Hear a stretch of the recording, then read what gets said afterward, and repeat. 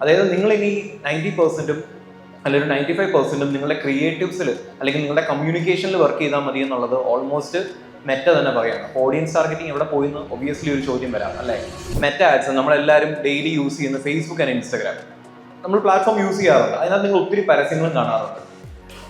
ഒരു സമയം വരെ ഈ ഭയങ്കരമായിട്ട്, അതായത് നമ്മൾ ആസ് അഡ്വർടൈസേഴ്സ് ഭയങ്കരമായിട്ട് ടാർഗറ്റിങ്ങിൽ ഭയങ്കരമായിട്ട് ഫോക്കസ് ചെയ്തുകൊണ്ടിരുന്ന ഒരു ടൈം ഉണ്ടായിരുന്നു. കറക്റ്റ് ആൾക്കാരെ കാണിക്കണം, എന്നാലും നമുക്ക് കറക്റ്റ് റിസൾട്ട് കിട്ടുള്ളൂ എന്നുണ്ടെങ്കിൽ. ഇപ്പോൾ റീസെന്റ് മെറ്റ തന്നെ ഒരു അപ്ഡേറ്റ് റോൾ ഔട്ട് ചെയ്തിട്ടുണ്ട്. മെറ്റ ആ ടാർഗറ്റിംഗ് എന്നുള്ള ഓപ്ഷൻ കംപ്ലീറ്റ്ലി അങ്ങ് റിമൂവ് ചെയ്യാൻ പോവാം. അതായത് നിങ്ങൾ ഇനി 90% അല്ലെങ്കിൽ 95% നിങ്ങളുടെ ക്രിയേറ്റീവ്സിൽ അല്ലെങ്കിൽ നിങ്ങളുടെ കമ്മ്യൂണിക്കേഷനിൽ വർക്ക് ചെയ്താൽ മതി എന്നുള്ളത് ഓൾമോസ്റ്റ് മെറ്റ തന്നെ പറയാണ്. ഓഡിയൻസ് ടാർഗറ്റിംഗ് എവിടെ പോയിന്ന് ഒബിയസ്ലി ഒരു ചോദ്യം വരാം അല്ലേ. ആ ഓഡിയൻസ് ടാർഗറ്റിംഗ്, ആ ഹെവി ലിഫ്റ്റിംഗ് കംപ്ലീറ്റ്ലി ഇനി ചെയ്യാൻ പോകുന്നത് മെറ്റയുടെ AI ആണ്. മെറ്റ ഈ പ്ലാറ്റ്ഫോം പോലെ തന്നെ AI ബാക്ഡ് ആയിട്ട്, കംപ്ലീറ്റ്ലി AI ബാക്ഡ് ആയിട്ടൊരു പ്ലാറ്റ്ഫോം ആയിട്ട് മാറി. സെയിം ആണ് ഗൂഗിളിന്റെ ഒരു കാര്യം വരുമ്പോഴത്തേനും. അപ്പോൾ ഏറെക്കുറെ നമ്മളുടെ ഒരു ഡെയിലി വർക്കിലേക്ക് വരുമ്പം ആസ് അഡ്വർടൈസേഴ്സ് നമുക്ക് AI വെച്ച് ഒത്തിരി കാര്യങ്ങൾ ഇപ്പം എന്താ പറയുക, നമ്മുടെ പ്രോസസ്സ് കുറെ കൂടെ സിംപിളർ ആയ പോലെ ഞങ്ങൾക്ക് ഫീൽ ചെയ്യാറായിട്ടുണ്ട്. കാരണം നമുക്കൊരു ഫോക്കസ് കൊടുക്കേണ്ട സൈഡ് ഏതാന്നുള്ളത് പല ആസ്പെക്ട്സിൽ ഞങ്ങൾ നോക്കണമായിരുന്നു. അതിൽ ഒരു സൈഡ് ഞങ്ങൾക്ക് ഇപ്പോൾ കുറഞ്ഞ് കിട്ടിയതുപോലെയാണ് ശരിക്കും പറഞ്ഞു കഴിഞ്ഞാൽ.